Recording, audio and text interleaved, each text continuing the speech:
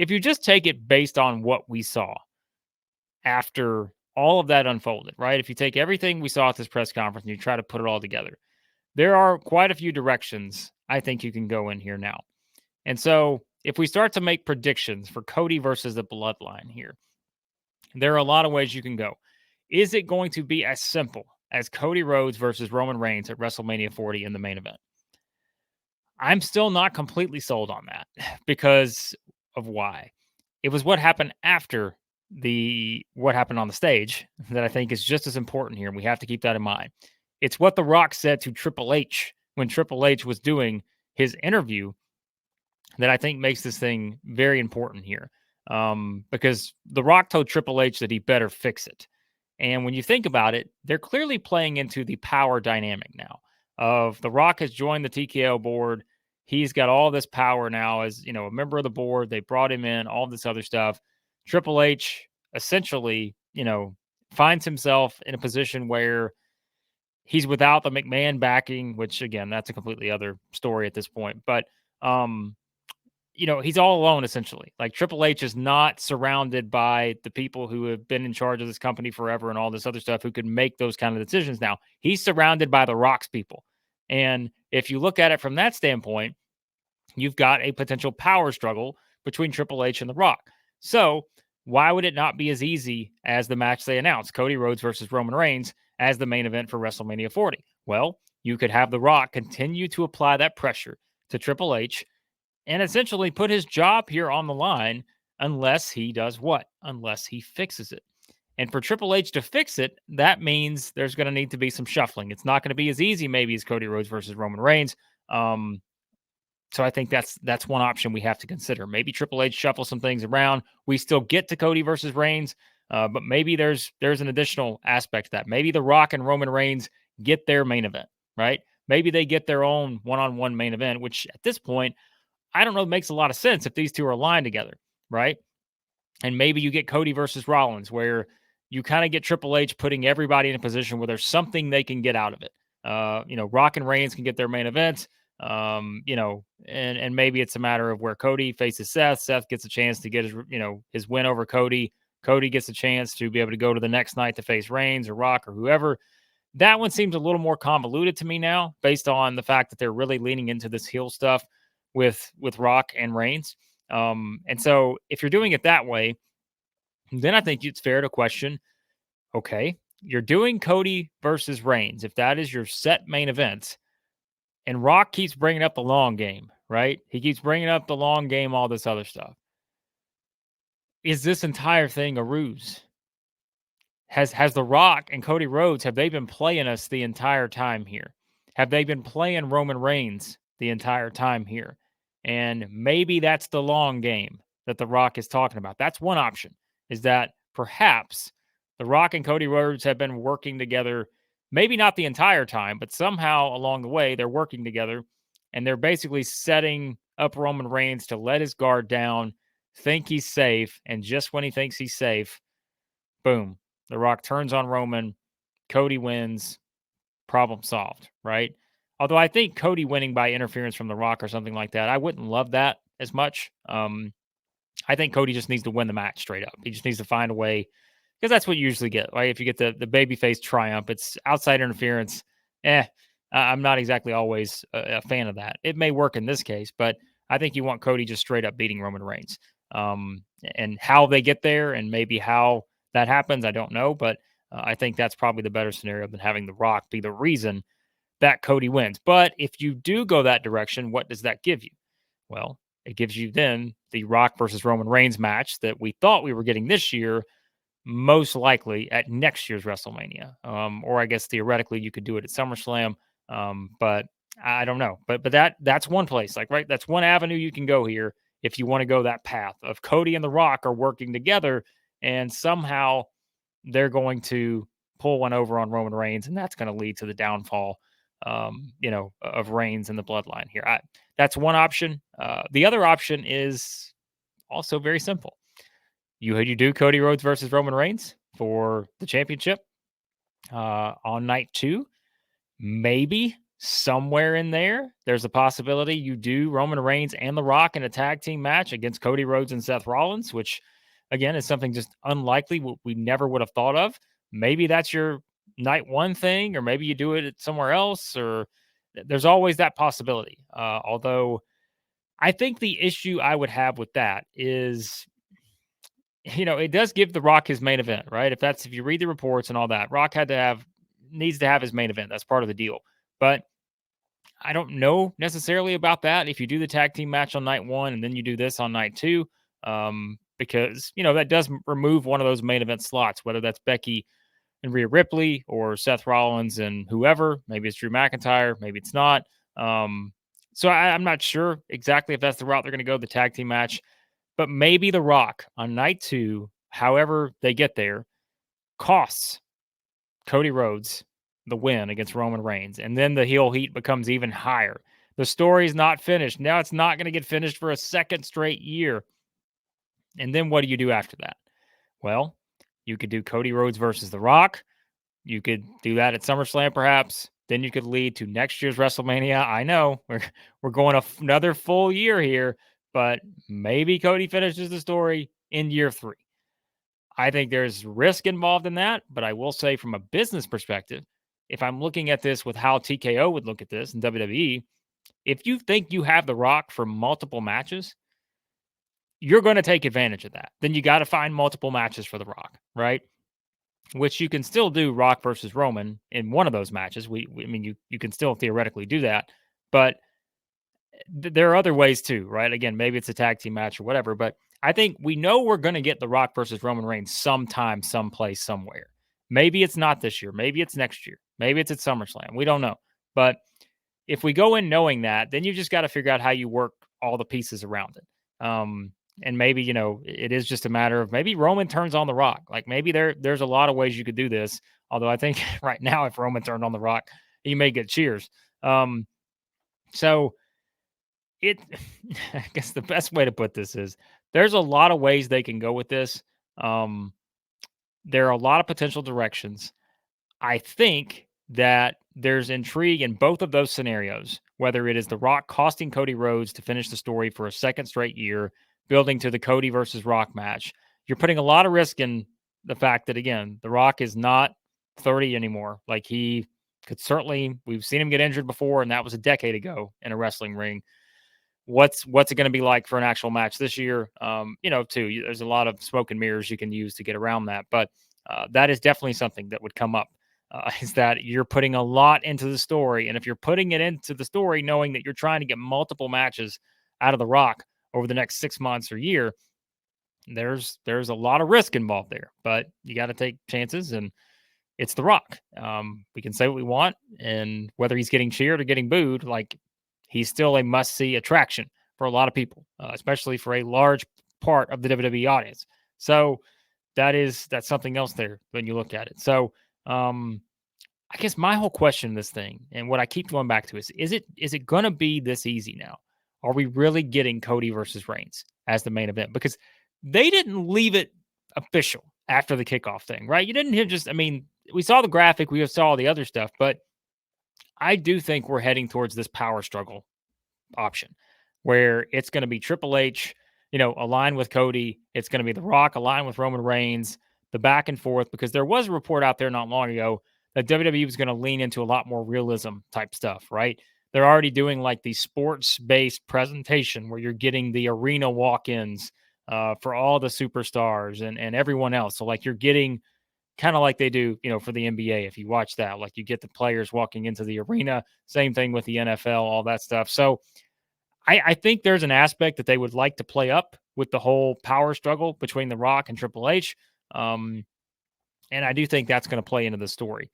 And we'll see, again, exactly how far that goes, the power struggle aspect of this, because you could see Triple H being pressured into preventing Cody from getting that spot, maybe where The Rock still wiggles his way into the main event, and then it goes back to Rock versus Reigns. And, you just keep pulling things away from Cody here. If they want to make him the new Daniel Bryan, I guess that's one way to do it, right? That was part of the report, too, is that they wanted Cody to, somehow maybe be like the next Daniel Bryan, although this scenario is a bit different in terms of how they've done it. So, I mean, there are a lot of different ways you could go with this. I think that this could have been made a lot easier than they made it. I think that's very obvious. But it does, at least for me, add a lot of intrigue here as to which direction they're going to go. And I'm sold. Like, it was entertaining, and I don't. The thing is, like, and we can laugh about it, but heel Rock is way more entertaining than I think anything else they could have done with the Rock. Just the basic Rock, is he coming for the head of the table against Roman Reigns? Adding the heel aspect of it with the Rock, whether it's for real or whether it's, again, just a whole ruse and they're gonna pull one over on us, the baby faces pull one over on the heel, which is not usually the dynamic that you use, but I still find it a lot more. There are a lot more good possibilities, in my opinion, than if it just would have been the basic, hey, here's The Rock returning for his first match in forever. You're supposed to cheer him, so cheer him. When instead, let's just get the heel Rock. Let's get the Hollywood Rock. Like, let's get aspects of those different characters and do it that way. So, I'm just going to run through some other ones I'm seeing here. I see a list. Like, I put together a list of like all these different things, and I'm like, okay, are they going to do any of this? I don't think they're doing Rock versus Rollins. Someone suggested that. I don't see that as an option at all. If anything, if the Rock and Rollins are interacting, it's in a tag team match. They're not going to do that separate. I'd be stunned if that is the case. There's still more that Cody can add here, where they can still go a lot of different directions as to why Cody said what he said on SmackDown, and then ultimately said, I'm going to choose Reigns. And maybe it was as simple as The Rock, smack talking the family and all this other stuff and talking about royal family and all this. But something else that was pointed out, I don't think they're doing the triple threat either. I just want to say that. I also think the triple threat is a tricky move to do with Cody versus Rock versus Reigns, although that is one that I think is probably on the table.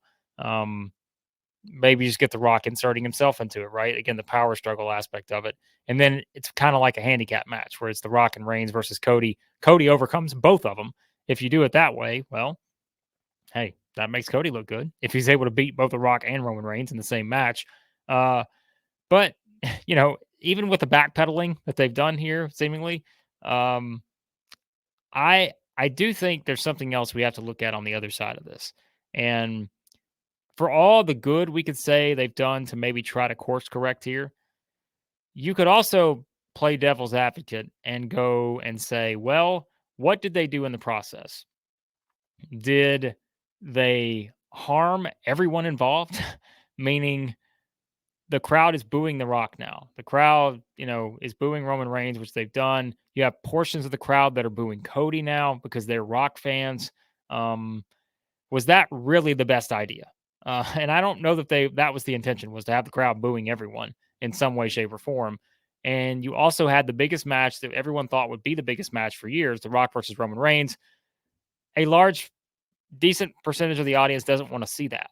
And that was your money match, right? That was the money match that everybody had been leaning on for the past however many years now, is that they're going to do it eventually. They're going to do it. And man, it's going to be the biggest thing ever. Everybody's going to want it.